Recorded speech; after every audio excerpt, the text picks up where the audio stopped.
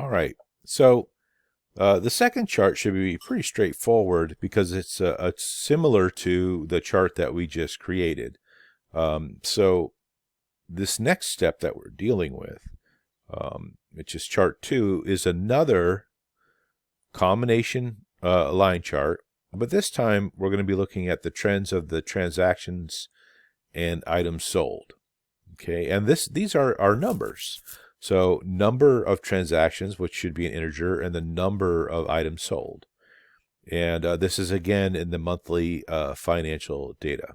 So let's go back to our Excel monthly financial data. So what we're looking at is the number of items sold, and then also the number of transactions, and that is actually this count value here. Okay.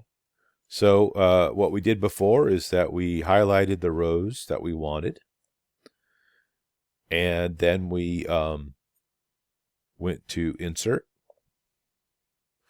I chose Recommended Charts to see if it would give me exactly what I wanted. It really didn't. So I'll go back to Line. And then here I want this chart here on the right, which is showing me the combination. If I look at this one on the left, notice it gives me month as another category, right? So one thing to look at is how this is included. And that's what I do not want, right? What I want is just simple count and then sum, right? These here. So I'm going to select on this chart here and then hit OK.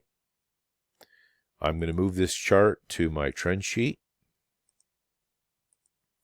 And I am going to move it to the lower left quadrant. I'm going to hold down my Alt key so I can snap it into place and snap it to the location that I have. And I'm going to start making the modifications almost identical to what I had done in the previous video with this particular chart.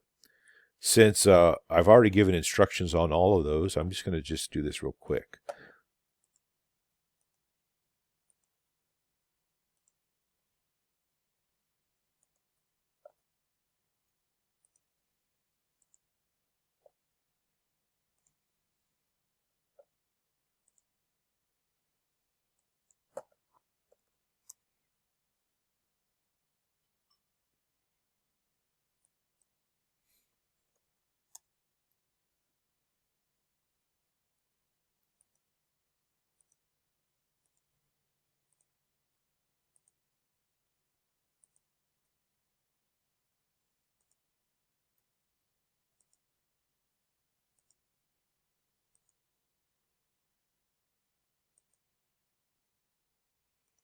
Okay, and then going back to here, it should be monthly transaction trends.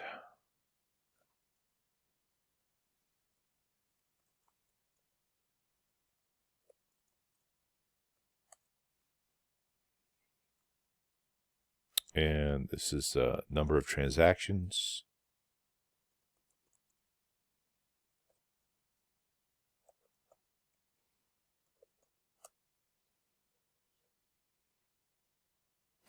Actually, I'm looking at this particular how I've started this, and actually I've made an error by putting this item on the secondary axis. So let me bring this back to the primary axis and change this one to the secondary axis. Now this is correct. Because remember, the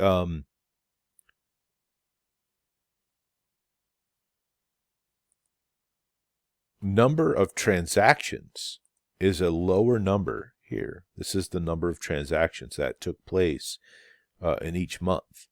However, this is the number of items sold, right? So to do this correctly, the number of transactions would be the smaller number, and here that would be on the left. And the number of items sold would then end up being on the right. So let me make that edit here. That was at 12,000. I'm going to make that 20,000, and let me see if that works out. There we go. All right. So number of transactions is on the left. There we go. And then month is here. And then let me add that vertical axis title here for the secondary. And this is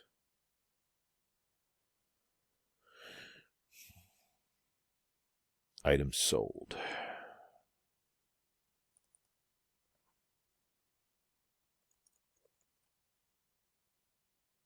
There we go.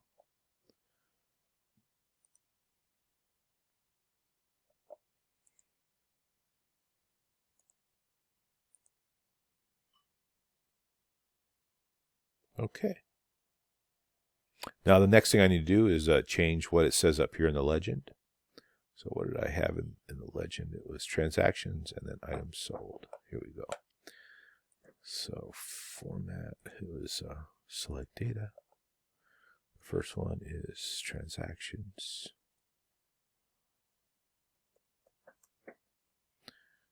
And this one is items sold. Okay. Boom. Looks like I have to make one modification and get it to look exactly like that. And all right, make that bold, this bold, this bold, and this bold, and that's just for consistency. All right. So now I know this looks a little different than what I had in the example, but the point of it is that I want you to be able to see. You can modify this however you like, and as long as you know how to make the modifications to your preference. Another thing I'm noticing that I can do is remove the grid lines for this particular worksheet so it looks a little bit cleaner. So I'm going to go to View, remove the grid lines, and I still have the placement of where I want those charts to be. Okay, so I'm going to hit Save. Given the time frame of this video, I'm going to start a new video so that way I can work on the chart that's going to go in the upper right-hand quadrant.